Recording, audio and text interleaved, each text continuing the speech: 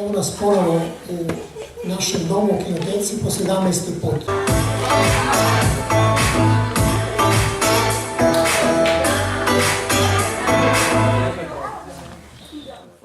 Evo nas na kraju 47. revije filmskog stvaralaštva dece i omladine Srbije.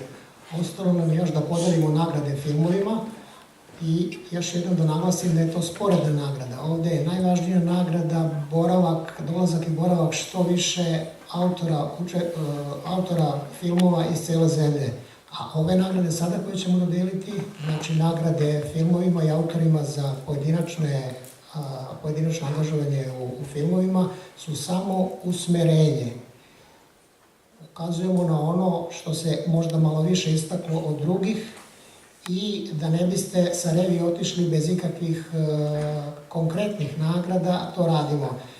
Nagrade se dodeljuju u dve kategorije, deci do 15 godina i mladima od 15 do 19 godina. Ja ću sad pročitati nagrade, zamolit ću članove žirija Snežanu Trstenjak, Zorana Stefanovića i Strahinju Savića da dođu ovde da vam nagrade uruče. Kako budem čitao, tako vi dolazite, primite vašu nagradu i zauzimajte poziciju za fotografisanje.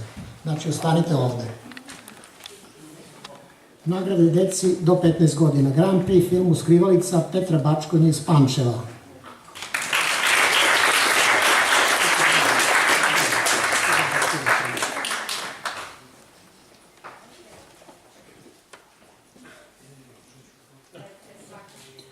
Najbolja kamera je bila u rukama Petra Bačkonje za film Terezina pustinja iz Pančeva.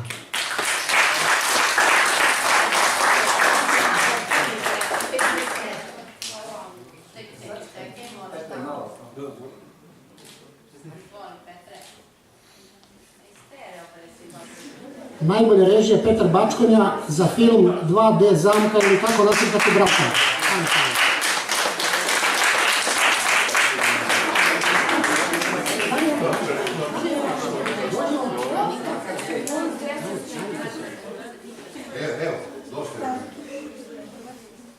Najuspešnija produkcija samostalna porodična radionica Bačkonja Pančevo.